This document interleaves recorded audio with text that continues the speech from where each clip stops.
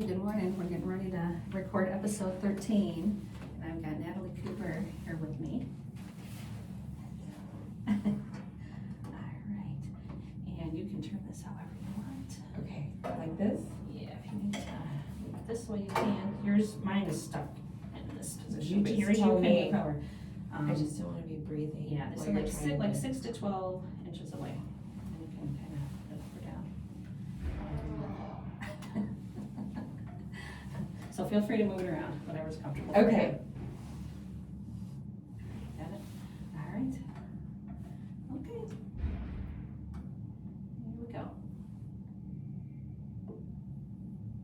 Good morning. Welcome to the Good Bites by Chicago Foodie Sisters radio show and podcast. This food-focused show highlights the people that bring delicious food to us, some of the food happenings in Northwest Indiana and beyond, and the ways that food brings us together.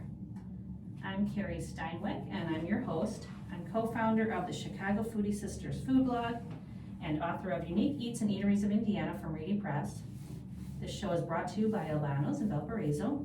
Thanks to Pasta Daddy Nick Albano for his support. Our intro music is provided by the talented Vernell Scott. And thank you to our podcast production assistant Eli Geyer for uploading the show to podcast platforms so that you can listen in whenever you would like. This show will rebroadcast on Saturday at 2 p.m. on WVLP 103.1 FM, and you can stream live on WVLP.org. You'll find video of this interview on the Chicago Foodie Sisters YouTube channel and Facebook page, and you'll also find the show on several podcast platforms, including Apple Podcasts and Spotify. So before our guest joins us today, I'd like to share some of my recent good bites and give you a little foodie recap of my last week. So it started out with, I met a friend for breakfast at Maple and Bacon in Valparaiso, one of my favorite breakfast and brunch spots. The owner, Chris Pavlou, was a guest on the show a couple months ago. He's super nice, great at what he does. You know that everything you get there is gonna be high quality and elevated from a typical diner breakfast. I love the omelets there. They are huge portions too. And the MB potatoes are fantastic, which are kind of like potatoes O'Brien, which was a favorite of my mom's, with the diced potatoes and onions and peppers. So that was a wonderful breakfast, and then we took a little walk around Aberdeen afterwards. So that was a lovely morning. And then they were calling for frost that night, so my husband and I went out and picked what was left in the backyard, an assortment of tomatoes and peppers, tomatillos, along with some beets and pumpkins that my son had planted, and I gathered some sunflower zinnias, hydrangeas, and rest of the flowers from the yard for a few bouquets. And then used some of those veggies in a pasta sauce that I put over rigatoni, and for some vegetable soup, and made a batch of egg bites as well. And still have a few of those to use up, but enjoying the last of the harvest from the garden. I attended a luncheon last week for a freelance client in Illinois, and it was located in the former Holiday Inn Chicago Matson Hotel and Conference Center. So they're in the process of renovating it, and it isn't fully open yet, so we were there just for this event. But the luncheon was held at this facility that will be opening soon as Delta Hotel by Marriott. So the renovations so far are beautiful. Lots of marble sculptures, floral wallpaper, and they even have a miniature of the Cloudgate sculpture in Chicago, aka the Bean. So it's gorgeous. The food was good as well. The sports bar next to the banquet hall we were in is under construction, so I'm so excited to see what it looks like when it's fully complete. Thursday night I attended Chefs Around the Table, benefiting Our Greater Good, a nonprofit that provides education and mentoring opportunities for families and children. And this one-night event raised over $81,000 for the charity. And we had Natalie Wilson, their program director for Our Greater Good, on the show a couple weeks ago, and she explained all the wonderful things that the organization does. This was my second time attending, and it's such a fun event because they have a huge amount of amateur chefs, and they each make their favorite dish. So this year they had 75, and each one prepared, a couple did multiple entries, but They have 5 categories, so they have the appetizer, the soup and chili, the side or salad category, main dish, and dessert. And so the way it works, you get there's a cocktail hour, and then they open up the doors to the floor where you sample, and you have about an hour to make your way through and try as many as you can, and then vote for your winner. So there were so many delicious bites to try. Some of my favorites were, they had a spring roll and a Mexican cheesecake. Those were some of my favorites, but the winners who were voted for each category were best appetizer, Raja Ravella. He made vada and samosa. The best salad side category winner was Buffy Adams with Buffy's mashed taters. The best soup chili was Sean Kitchell with white bean chicken chili. Best main dish was Aaron Valdivia with paprika chicken, and best dessert went to Kelly Longy for the creme brulee. And top chef was Eric Smith he had a double smoked slider. That was the winner. And they always kind of compete, the women against the men, and the guys came out on top this year as far as the tips that were totaled up. So I also attended a luncheon last week with the Christian Women's Connection. It's a group of wonderful ladies that I wrote an article on a couple years ago, and ever since they've invited me to their luncheons each month. So once in a while I go if I'm available, and they always have an inspirational speaker at this luncheon. This one was located at the Pines Retirement Village, and we had a pasta bar and salad and some homemade desserts. So that was a lovely time with some very, very sweet ladies. It was also the final week of the Valparaiso Market and the end of my 4th season managing. It's always bittersweet when it ends for the season. I'm kind of glad to have my Saturdays back for a while and to be able to have more time to focus on my other work, but I'm sad to end the routine of being at the market twice a week, seeing all the kind vendors that we have, getting all my fresh produce, and enjoying some of the good bites from the vendors. I had a last hibiscus drink from Pico de Gallo, who was our guest last week. My last blended coffee drink from Maple City Roasters. My last chorizo taco and elotes and tamale from Pico de Gallo. My last batch of chocolate chip and pumpkin snickerdoodle cookies from Welt Makes. My last brownie from Gene Catering. Last bag of cheese popcorn from Noax. And my last beef sandwich from G's Dogs. Also got some dog treats from Sabrina at the Happy Hound Barkery, and she was kind enough to donate treats for our doggy royalty as well. So at the end of each season, we've been doing a Canine King and Queen of the Market contest, and so shout out to our King, Falcor, and Queen, Nesta. And then we also put photos of the contestants on the market's Facebook page and allow people to vote for their favorite. And so based on the votes, our prince was Theo and princess was Ginger. We also thank Bow's Pastry for making a giant croissant for King Falcor. That was a very fun time at our final day of the market. Also want to give a shout out to Reggie Kruger, a longtime farmer at the market. He owns Reggie's Veggies in Couts. At the market, he's situated on the east side of Lafayette Street, fills up the whole section of that part of the street with his produce.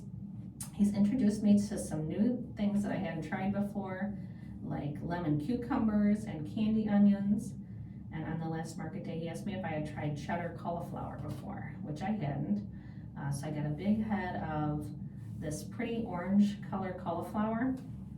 And one of the employees told me it has a different flavor from the traditional cauliflower. So I haven't tried it yet, but I'm looking forward to that. But it's this beautiful orange color, and I love those different colored cauliflower varieties. They're so pretty. But so Reggie's kind of the anchor of the market, so reliable. He always gets the perfect attendance award for this season. So been so fortunate to have him as part of the market. So I'm definitely gonna miss Reggie. One other thing I've been getting weekly at the market is sourdough pizza crusts from a vendor new to the market this year, Bread Baby. I used it to make pizzas last night for dinner, and I've fallen in love with sourdough because I really like a crunchy crust, like tavern style is my favorite.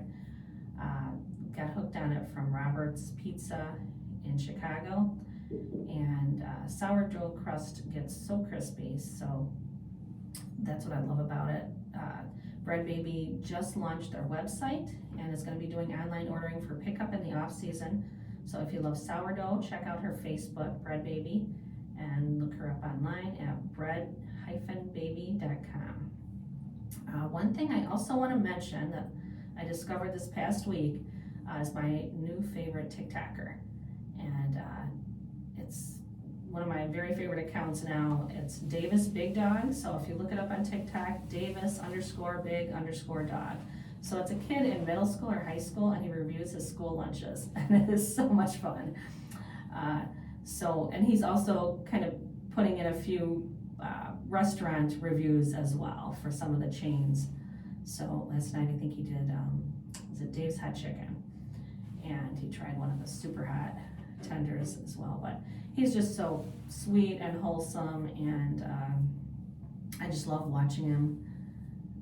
Taking a look at the videos where he's sitting in the cafeteria talking about how the fries are mid and the chicken sandwich is missing the crunch, and giving his meatball sub an 8 out of 10. So it's just cute, wholesome, and honestly so interesting to me just to see what they're serving in the cafeteria. Unfortunately, my Cubbies couldn't pull off a win in Game 5 of the National League Division Series, which is very sad for me as a lifelong Cubs fan. They finished out the season losing 3-1 in Milwaukee to the Brewers. They put up a good fight though, and coming back after being down 2-0. They were on fire when they were playing at their friendly confines, but unfortunately the Brewers were also on fire when they were playing at home. So although I'm sad that the Cubs didn't advance further, I was very impressed by the class of the Brewers manager and respect the Milwaukee team and how well they played this year. Also, if it was not going to be the Cubs going to the NLCS, I'm very glad it was the Brewers. I know I'm not supposed to say that since they're such a huge rival, but I've been thinking back on a very special Brewers fan, my brother-in-law Jerry Piaskowski, who passed away 30 years ago this year. He was a huge Brewers fan. There was always banter back and forth between him and the rest of the Clark siblings, but seeing that the team has never won a World Series title and has only had one World Series appearance in the team's 56-year history, and that was in 1982 when they were still an American League team. I remember the excitement of the Cubs winning the World Series in 2016 after a 108-year gap. And since its last World Series win, I wish that kind of happiness for the Brewers fans. I only wish that Jerry was still here and could celebrate with him. But they definitely have a guardian angel above who's rooting hard for them this year. So that's who I'm going to be rooting for in the world, getting to the World Series. I'm hoping they'll get past the NLCS and see who they match up with. And so another thing I did this past weekend was attended a lovely outdoor chef series at the Woodlands at Cooper Farm in Otis. And owner Natalie Cooper is our guest today. The Woodlands at Cooper Farm began as a dream by Natalie to preserve the land, honor its history, and open it up for people to gather. It's a farm that's been in her family for many years. So from weddings and chef dinners to glamping weekends under the stars, she's working hard to bring nice events to the public and show off this lovely space. Although she didn't intend to build an event venue, that's what it has grown to be, and I can't wait to hear more about it. So thank you for joining us today, Natalie. Hello, thank you for having me. Yeah, great to have you here. That was an amazing event on Saturday. Yeah, thank you. It was something different, right? Yeah. Something that, for a typical date night or just getting out with some friends or family, it's definitely a new kind of experience. So that makes me really happy. Thank you. Yeah, and it was like a perfect fall evening. Oh, beautiful. Perfect Just weather. beautiful. So I know the farm has been in your family for decades. So why don't you start off by telling us like how your involvement in the family farm began and what you did, how you've been taking over this this venture? Yeah, it's a story that starts in the early 1950s. My grandfather, Leo Cooper, he was an orthopedic surgeon, but he just had this tremendous love for nature and agriculture. So he purchased the farm in the early 50s and then just kept buying property surrounding the farm. So he was a conservationist, all about preserving the land, and that passed down to his children, my father, my aunt, and my uncle, who kind of kept things going as he got older. My dad eventually lived out on the farm. I should say though that none of them, and myself included, none of the Coopers have actually been farmers. We leased the property out to the Gates family, actually, in Valparaiso. They're a wonderful family. And, we're all about just keeping the land going. The farmers do their job, we let them do their thing, and we just kind of take care of the property. I lived in Portland, Oregon for a long time. I graduated from IU. And then I followed my brother out to Oregon, just to do something different. I really fell in love with the topography, the land, all the things in Oregon. And then my dad passed away in 2021.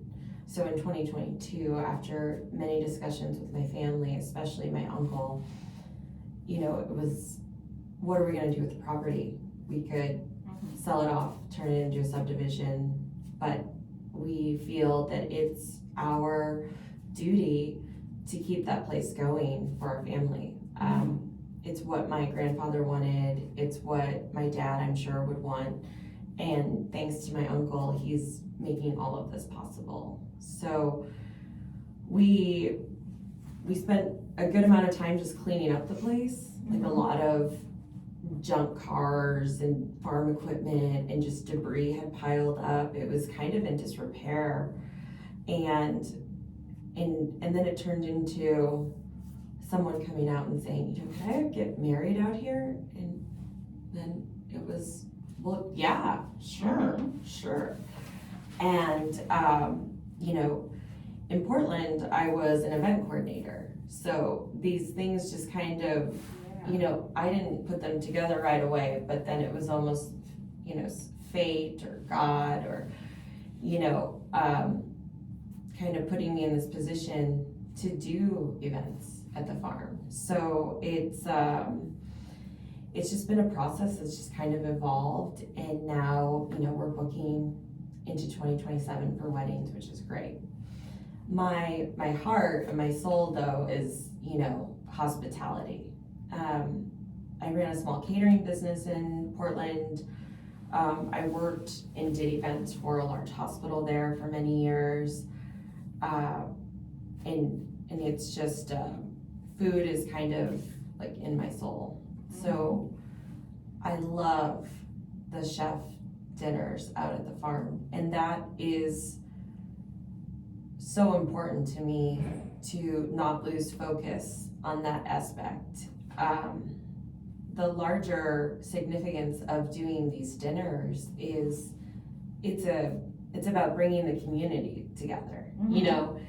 It's kind of like my little awkward speech I gave at the beginning of that dinner.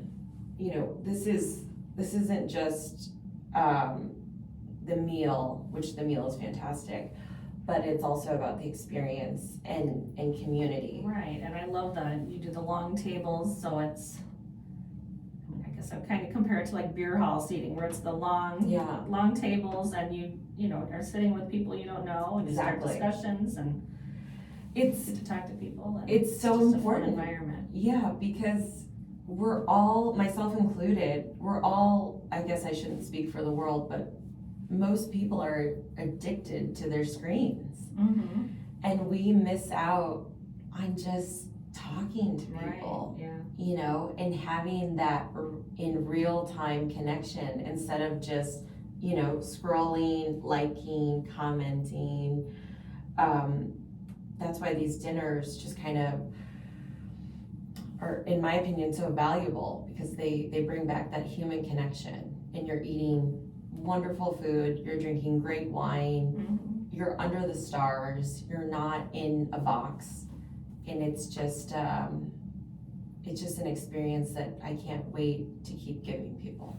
Yeah, and I only saw, well, I had my phone out a bit because I was taking Of photos course, and thank you video. very much. You made a wonderful reel. And then one other gentleman was checking the scores of the games for us, so. Oh, yes, I know But exactly other who that than was. that, it was, yeah, you didn't see, I mean, even, yeah, you go to restaurants now and you see everybody at the table on their phones and Yeah, not talking to each other, so it's, it's nice to have an evening like that where it's. you know, and I've been on my phone preparing to talk, just, you know, for this interview, and now here I am talking about how we all need to get off of our phones.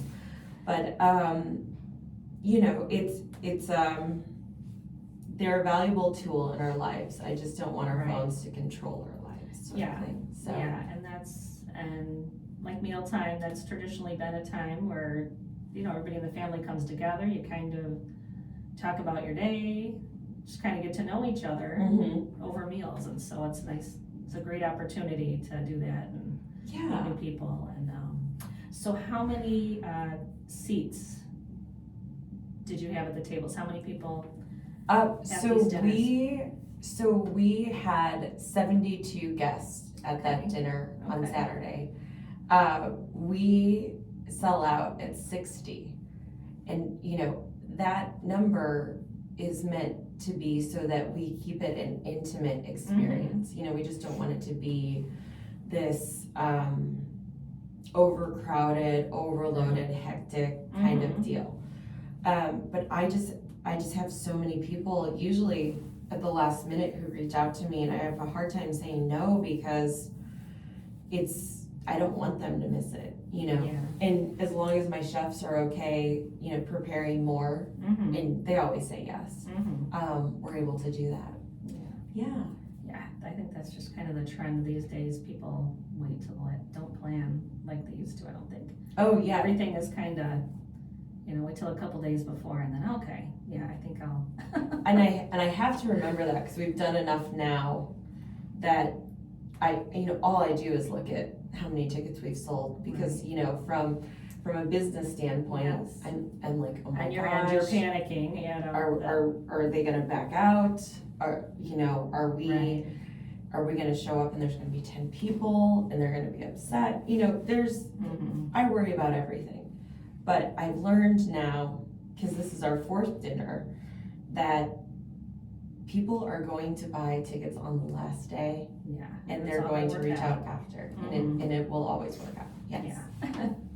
So And the farm itself, did you say it's 600 acres? Is that? it's just about 600 acres. Yeah. Yes. So So a very small portion of it is the area where you have the dinner. yeah. So it's you know, we have this property, but only a little, about 15% of it is actually farmed.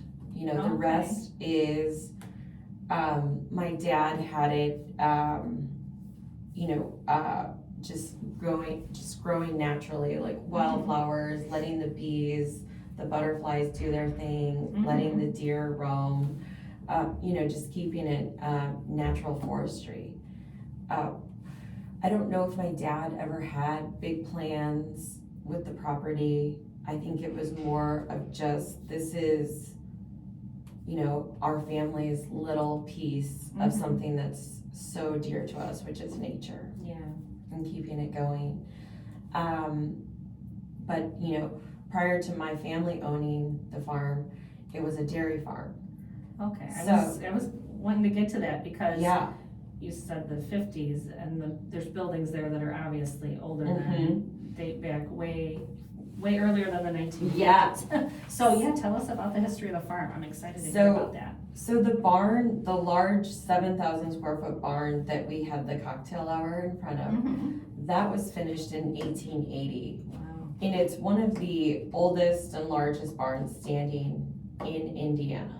as far as, being original. Wow. And we could have put it on the historical registry, but then you can't do anything to it.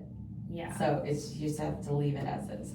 So we opted not to do that, but we're still going to preserve it and utilize it. Mhm. So that it's not just a vacant building doing Right. nothing but being old. So it was a dairy farm, and whoever owned the farm, I went back as far as I could, but the records are a little fuzzy. Really loved concrete. To have that much concrete is really unusual because it was so expensive. Right. So to have this massive 4,000 square foot concrete courtyard is really unusual for a farm. Right, yes, my husband was commenting, he's like, well, there was a lot more here, because he said this is all, Yeah, the concrete would have been something on top of it, so. yeah, and a lot of, from the photos that I've seen, it was mostly just, I don't know my farm terminology very well, but corrals, I believe, for the cows were in the Mhm. courtyard. Okay. And then, loading the hay into the upstairs of the barn. Mhm. And then downstairs was just more cow area. And then where we had the bar, there's these two white rooms. I don't know if you remember that, because it was kind of dark, but they're these brick rooms, and on the left is where they would milk the cows. Okay. And then on the right, there's a smaller room, and that was where the milk was actually stored and sold. Oh, So I guess you could call it the refrigerated room. I don't know how okay. Yeah. refrigerated it actually was, because health code standards were a little more lax Yeah. in the 30s, 40s, 50s. So yeah, it's got a lot of history, and eventually we'll turn the milking space into a bar and call it the milk room. Oh, cute. So that's the plan for that. And then I love the area that was,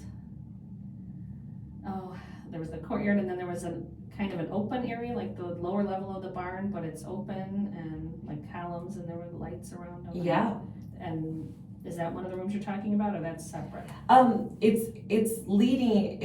It leads to those rooms, and Okay. that was just the lower level of the barn, and that's where I'm sure that they had the cows, a space for Mhm. them, and and that's all original hand hewn beams that are holding the Leo barn in place. We call it the Leo barn because it's named after my grandfather. Oh, nice. And then the smaller, more modern pole barn, which we renovated, Mhm. that's the Arlene barn. So my grandparents, Leo and Arlene, Okay. that's our tribute to them, Nice. to keep their Yeah. legacy going. 'Cause- I loved that area though, where it was open and with all the lights, and for some reason it reminded me of Footloose. Oh, Like where really? they had this, I was like, that would be like such a pretty area. I can, for a school dance, and I can picture all the kids in there. Like where? Like in the courtyard? Like just outside the court, you'd like that lower level of the barn where Oh, yeah. with the lights and the columns, and I it mean, made me think of what the scene in Footloose where, they decorated Mhm. it all up, and then the kids were in there dancing. I had a bride that I gave a tour to yesterday, and I love the adjective she used. She said that the farm was whimsical. Mm-hmm. And I said, Yeah. Savannah, I love that. I'm Yes, totally that's going to perfect. use that. Uh-huh. At certain times of the year, the farm, the way it is, because we have so many construction projects that we need to do, it looks a little rough. But I mean, seeing it at night Oh, yes. and the lighting on the Mhm. barn and with perfect weather, I mean, it just really cleans up Mhm. so nicely. So Yeah. I'm glad you got to see that. Yeah, I loved it. With all the lights, I mean, as you're walking in, you park, and then you walk down a little path Mhm. that's lit all the way through, and yeah. Lighting is very important. Yes. I've learned that. We need to do more lighting, but You've done an amazing job so far. Thank you. I love it, yeah. Thank you so much. Yes. Yeah, and so so that barn, is it the second floor, you have a bridal suite, is that the? So we actually have a smaller barn that is at the beginning of the property, Okay. and it was built the same year.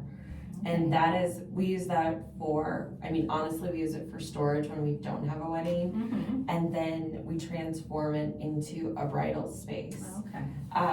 But what is trending right now is a lot of grooms, they walk in and they say, I want to get ready in here because it's hand-hewed beams. My dad's old antlers from hunting are hanging. It's definitely more of like a country rustic vibe in there. Yeah. And my brides want to get ready in the Arlene barn. Okay. So, you know, and that's just one of the things that I didn't plan for, but it's what my very customer, versatile, and you can tailor it to whoever wants what. Yeah. That's kind of our thing. We don't make our clients conform to us. We conform to them. So whatever they want, we try to make happen. So that's kind of our little deal. And then on the other side of the property, the south side of it, we have a man-made lake. It's not huge or anything. It's just over about 6 acres. It was my dad's life, this lake. I think he started it the year I was born, which is 1985, and it's fed by a creek, and that's just like, that is the heart and soul of our family, just the lake. And when I came back from Oregon, you know, I said, what are we gonna do? We've gotta make money, we've gotta keep this place going, so we started glamping out there. I love that. Yeah, I didn't know that at all until at the dinner. We first of all talk about meeting new people and having fun conversations. I was with a great group there. I sat with the mom Sherry, of one of the chefs, and she said she had stayed and did the glamping, and I wasn't even aware of that. So that's really exciting. I do travel writing too, so I'm always looking for Karen, I know unique going lodging next. options, and that sounds great. Yeah, it's you know, it was a tough decision to open up a space that is so close to, you know, my brother, sister, and I, to the public basically, and renters. But now I have some families that have been there 3 times. We've been open for 3 years, so it's now so special for them. So you know, they come back and they have a great time. We have couples that have gotten engaged out there. You know, it's just a really cool spot, and it's really unique. I don't know of very many places around here that have it. They're large canvas tents. There's memory foam mattresses, rugs, furniture, and just a lot of really cool amenities. And Are those like what you would call a yurt then? Well, technically they're not yurts. They're just canvas tents. Okay. But I mean, I say the wrong thing all the time, so you can call them yurts. Okay. But they're canvas tents. Are they like raised up then? Okay. Yeah, so they're on decks. Okay. And they are 22-foot decks. They're these massive decks that my partner Eric and I built. And so you're not on the ground, you're actually on like a stable, you know, I don't want to say floor, but you know, it's a stable structure. And so yeah, you just like walk in, and it's really cool for people who hate camping because it's semi lux, you know, but it's a really cool time. So we're doing a lot of different things out there. You know, we've got events, we have these amazing dinners, we have the glamping and the lake, and then, you know, we grow peonies on the farm. Oh. Yeah, so that was my sister's dream was to do peonies. And so we'll be on our 4th year of these peonies growing. We have 1,000 plants, and so they're really going to take off in May and June of 2026. So we're really excited to see that. So we're just multifaceted. Yeah. We're just doing it all. Yeah. Do those go to wholesalers then? Do you? Yeah. Okay. So, you don't do like a U-pick thing or anything, right? You're supplying them to others. You know, U-picks are really intense. And, it takes a lot goes into UPICs, and that's Yeah. one of the things I don't think people realize. Yeah, they think, oh, it's no work, people are coming there and picking them themselves, but Yeah. a lot to maintain it and So, plan. it's something that we weren't ready for, but maybe in 2026 we will do UPIC. But we sell to wholesalers. If people want to come by, we sell directly to them. Susie's Cafe in Valpo, the owners are very good friends of mine, and that place is amazing, by the way. And Susie was kind enough to let us sell bouquets outside of the cafe for 2 summers now. Really? Oh, Yeah, just women supporting women, small businesses supporting other small businesses, and we got a lot of exposure that way. So I definitely want to thank Susie and Chelsea and Candy and the rest of the family. They've just been tremendous. So watch out for Cooper Farm peonies in the spring. Wow. Yeah. I love that. Yeah, there's a lot going on there. It's a lot going on. So are you, as far as the events and weddings, what's the season? You don't do those year round, right? Because it's all. Yeah. So right now, elements. yeah. So the barn is, it's not heated or air conditioned, but it's pretty cool in the summer because the roof is fine and the concrete gives off, a little bit of cold air. So we're operating right now, April through October. Okay. And as far as weddings and events go, but we have the smaller barn now, the Arlene barn, which, did you get to go in there? No, That I was didn't. where, I didn't so- go in any, I was kind of outside the whole time. So. right. And I was running around like crazy and I didn't get to show you, but the Arlene barn is a 1,600 square foot pole barn that we remodeled into like a super cool modern space. Okay. So from the outside, it looks like a pole barn that you see everywhere because we haven't painted it properly yet. And then you walk in and there's this live edge wood bar, which thank you very much, Ingram family. The restrooms are in there. It's our 3 compartment sink, refrigerators, warming cabinet. It's like, and then a large space for tables. Okay. So we're going to launch marketing for that this week actually. Okay. And that can be rented out year round because that's heated and air conditioned. Oh, nice. So we just finished that aspect of it. So yeah, we do that. We also make wreaths for the holidays. Oh, So my sister Liz, she's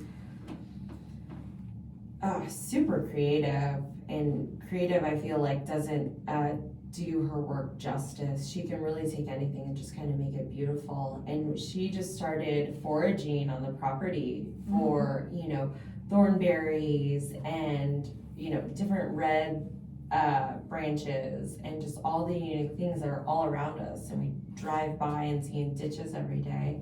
And she takes that and she makes these artisan wreaths. So they're live wreaths. That's great. And yeah, we sell those too. Yeah, that's so neat. Yeah, there's so many possibilities. There are, and we're trying to Yeah, you guys are. work on all of them, which is crazy, but we're an ambitious family. Yeah. Sounds like. I'm going to take a quick second here to pause, just in case you're just tuning in, to let you know you're listening to the Good Bites by Chicago Foodie Sisters radio show on WVLP 103.1 FM. The show will rebroadcast on Saturday at 2 p.m. and you can also find the Good Bites by Chicago Foodie Sisters podcast on Apple Podcasts and Spotify. And today we are talking with Natalie Cooper from the Woodlands at Cooper Farm, and it's in Otis, and I had never heard of Otis until I came across your farm. So for those who are not familiar with that area, you're on the edge of Westville, correct? Yeah, so we have a Westville address.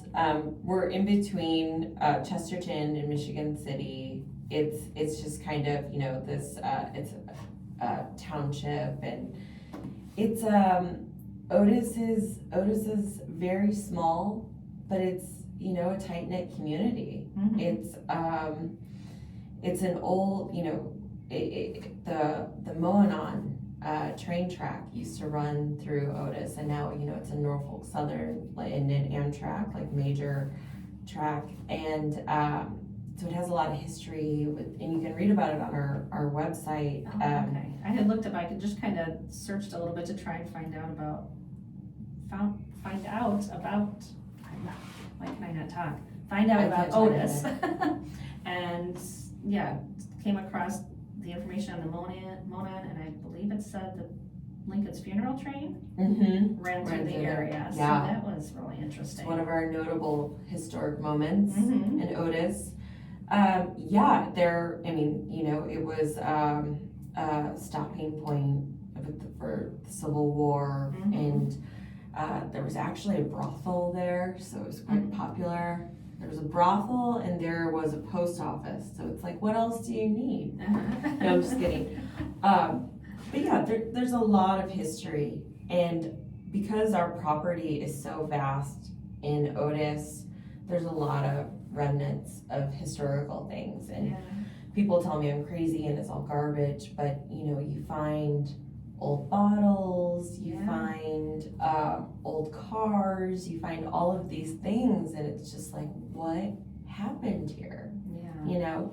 So I just love that discovery piece of the Yeah. property too. And even so, the like outdoor dining area that we were Mhm. in, it looked like it was kind of the ruins of an old barn that we were situated Yeah. in, and it's such a neat setup. It's like 2 walls, and it looks like there's trees kind of holding it in place, and Yeah. and the concrete underneath there, and with all the beautiful lights strung above it. But what was that area originally then? So it was originally called something called silage, and Luke Gates taught me this, our farmer. I had no idea what these walls were as a kid. It was just something that I climbed and messed around on.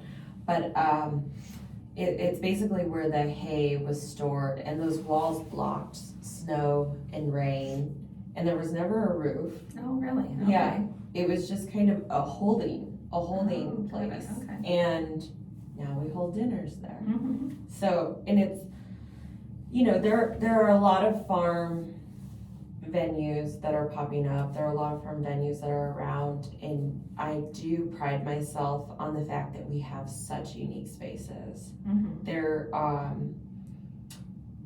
I mean, each farm does, but I haven't seen anything like that at any of the other venues. Yeah, that has that cool historic It's element. just so cool. Yeah, one that I love that, I went to for the first time probably about a decade ago. Have you heard of Locavore Farm in Oh, Park, yeah. Illinois? Yeah, that's such an amazing place. They're yeah, cool. The Jones So cool. family. Yeah. So that was kind of my first encounter with one of these outdoor dinner. They call them dine on the land dinners Yeah. because they grow their produce. I mean, you can kind of see the gardens right from where you're sitting, and they've got a lake, and it's a great experience going there for one Oh, of their yeah. dinners. And but I think, is that something you're kind of have a vision for Oh, later yeah. in the future of growing some of the produce there that you'll serve at your dinners? Yes. And, you know, Locavore, they're kind of the benchmark, Mhm. I feel like. They do an outstanding job, and they're so advanced. And I would love for the Woodlands to get even close to what they do soon. And part of, you know, our 2026, we have all of these projects going, but one that is most important is our garden expansion. We, as far as agriculture goes, we focus so much of our time on these peonies Mhm. that I want to get back to, like, actually Mhm. gardening Yeah. and, you know, growing large amounts of produce that we can then serve Mhm. to our guests. So that's a huge project that is so Yeah. at the top of my list. So now that we've had our last Chef Series dinner of 2025, the focus is going to be getting the garden expansion ready too. Okay. So Yeah, that's we'll exciting. see that. And, Yeah. you know, I love, you know, the farmer's market aspect of what you do. I ran a farmer's market in Oregon, a real small one.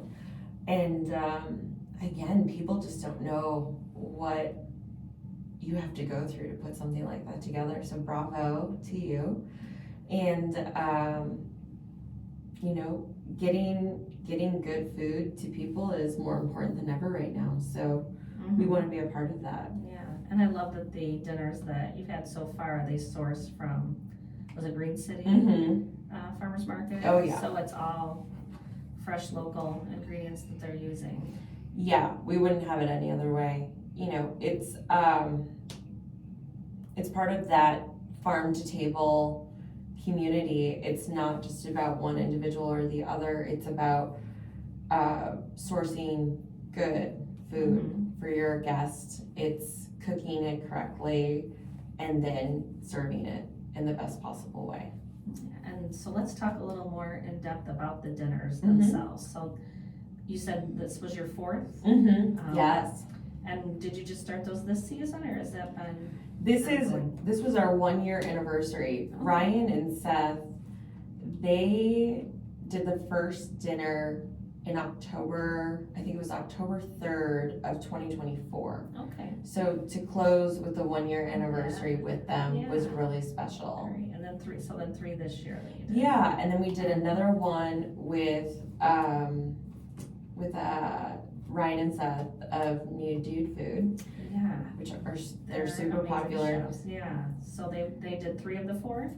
Yes, so they have done Okay. 3 of the 4, and then our very own local chefs, Rob and Leslie McGowan, they had a dinner at the farm as well.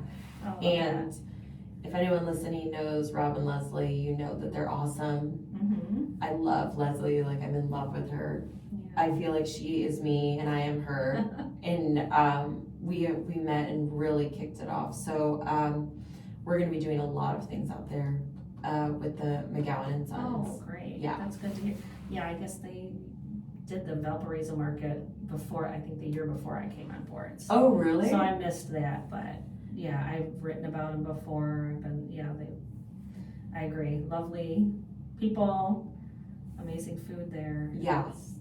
That's such They a know what great they're doing. partnership for you. Oh, yeah. In fact, it's funny, you had mentioned looking for more chefs to do future events, and Yes. I just off the top of my head, I emailed you I a saw few, that. and I said, "What about McGowan and Sons?" I didn't realize they had already done an event with you, so Yeah, because they came to mind immediately as a good partnership. So that's awesome to hear that. Yeah, they're definitely, the stars aligned when I met them.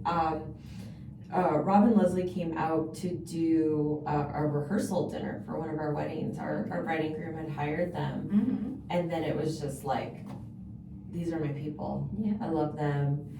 And then they said, we want to come back here. This place is amazing. We want to do things here. And Leslie is such a visionary, and she's like me, where she wants to give people something different. And she loves themes. And we did a Midsummer Night Dream themed event at the farm. And, it was just come dressed up or not. We had, champagne for people through a boxwood wall as they arrived. And then there was a little cocktail hour, which they make the best cocktails. And then just a fantastic multi-course dinner. And it was so cool. And we'll be doing many of those in 2026. I do want to find more chefs. A Discovery Chef series is so important to me. I want to find the people who haven't been found yet, and I would love to showcase them and give them a platform to kind of do their thing. Like maybe they work at a restaurant, but they are this amazing visionary culinary, genius. And I want to give them a space to kind of give people their gift. So if you know of chefs out there, reach out to me. What's the best way for people to contact you? So I am on Instagram, the Woodlands at Cooper Farm. It's just, but they can also go to our website, which is cooperfarmindiana.com, www.cooperfarmindiana.com, and just reach out to me there. My phone number is also on the website, so text me. Mm-hmm.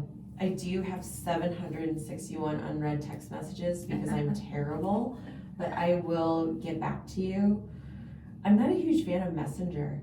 People send me messages on Messenger and I don't get them for months sometimes because they're hidden. A lot of people, that's kind of a preferred method of I know. contact just because it's so easy. But unless you have a dedicated social media person who's on top of that daily. Yeah, and I am not on top of it. I just want to tell everyone I'm not on top of it. I have multiple social medias for all three of our businesses, so it's a lot. And then so through the other website is the best way for people to reach out to you. Yeah, okay. Join our mailing list and just reach out to me. Then I'll get the email and I'll respond to it. But there are a lot of great people out there that we know now where it took something like Netflix, Chef's Table to get them discovered. And I love that people in Northwest Indiana are more open to new cuisine. And I want to find the chefs that will give it to them. Ryan and Seth are tremendous, and they are, I've never had the same menu twice with them. I've never even had, I think, the same ingredients twice with them. Yeah, and you have them as the season goes on, they're using like these fresh seasonal ingredients, so you're gonna get a completely different meal in June than you would in October. Exactly. And that's what's so great about dinners like that, is getting the best, of what's in season right then. Yeah, and that's, they're good at what they do, so their calendar fills up really fast, and so they're, at the top of my list as far as people that I want there. They know the place, they know me, and but I also want to give that opportunity to some other people too. So send the chefs my way. Okay. Send them to me any way you can, and I want to get them out there and do these things. Do you have what is your calendar going to look like next year? Is this, as far as your chef dinners, is that something you're planning to do maybe monthly, or?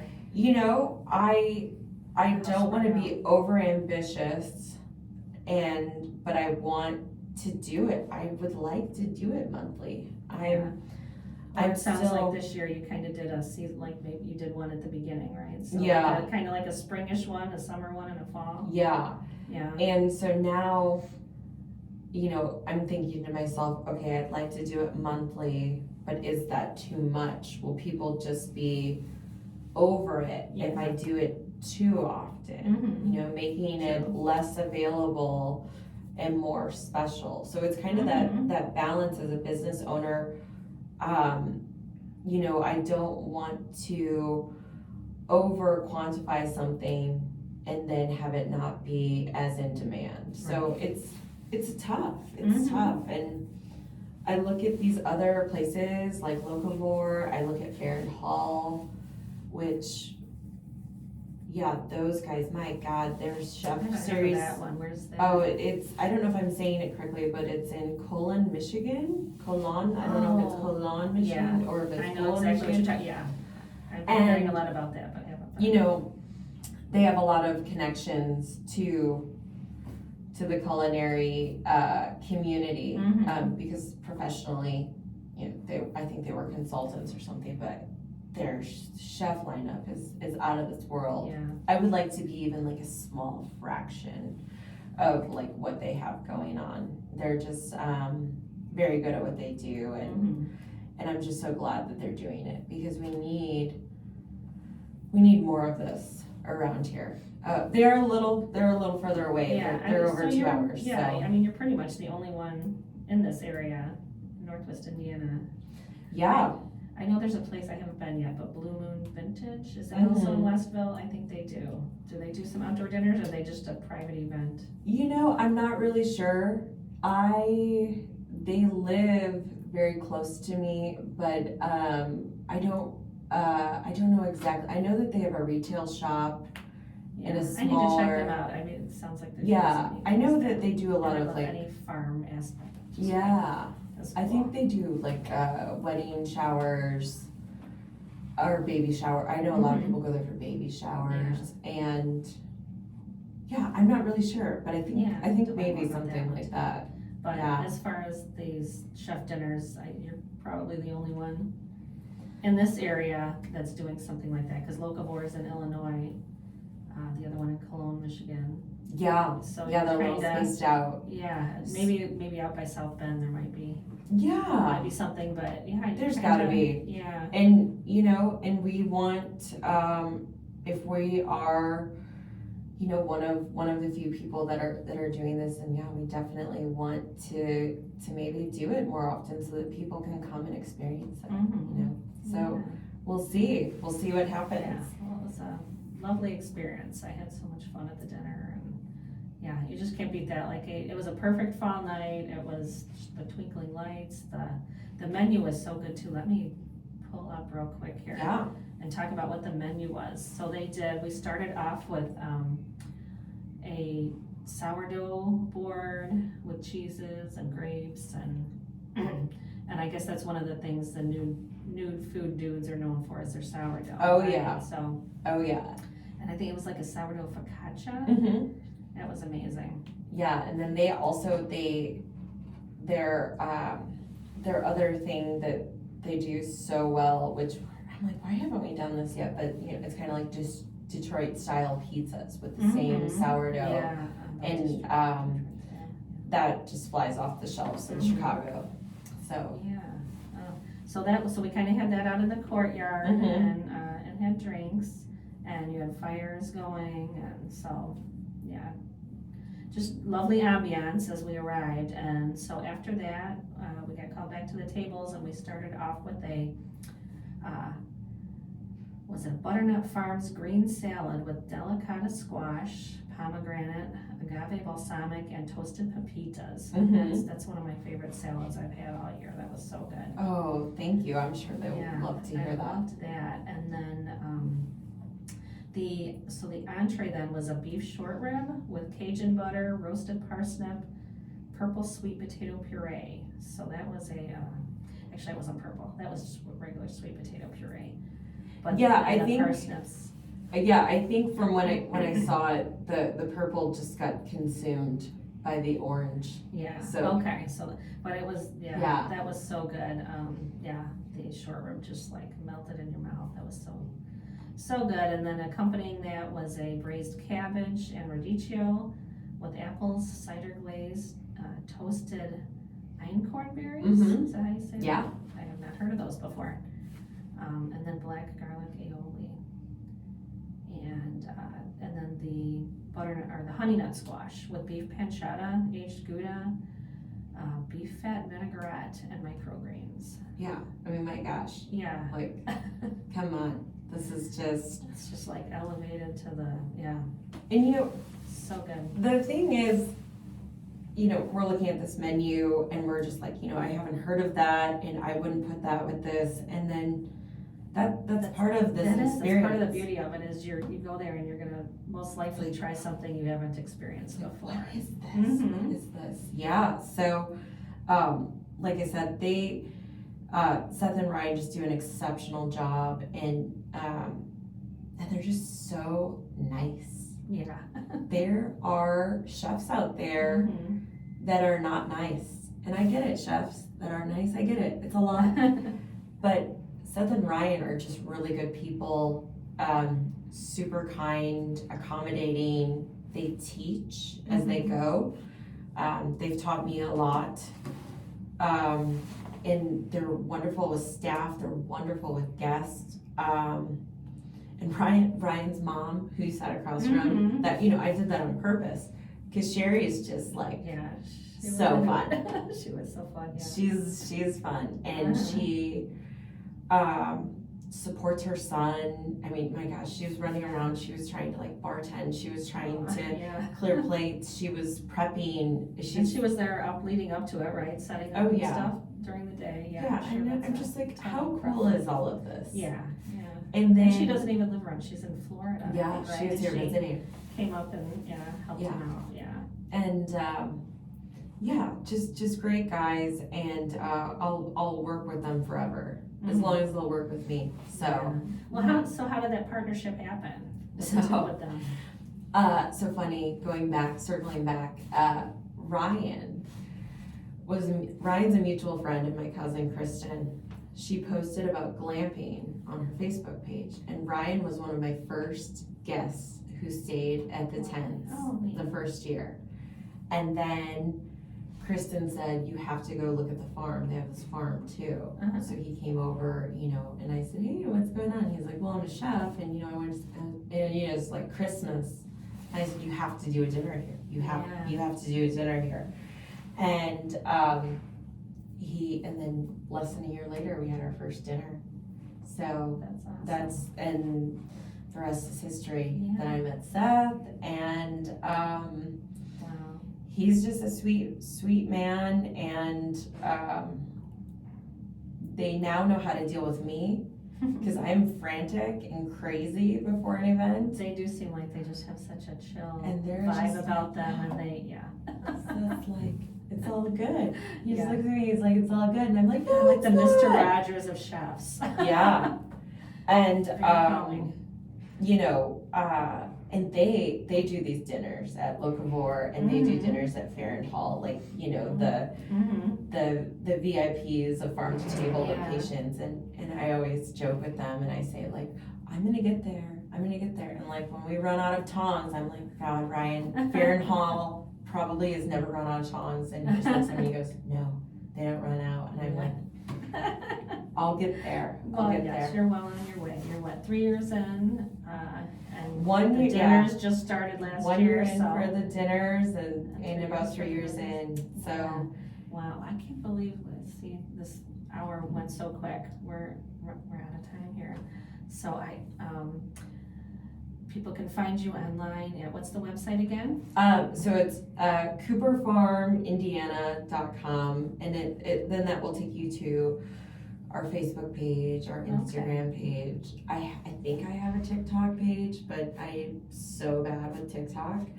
I rely on my nieces to do posting there. And that's great. You got the family element too. I love family businesses where you had your sister, she greeted us when you got there, and you've got your nieces. Family businesses, that's a whole nother. We'll have to have you come back again next year and kind of some updates. But I love them. But so look up the Woodlands at Cooper Farm. Wedding venue, they've got some amazing chef dinners coming up next year.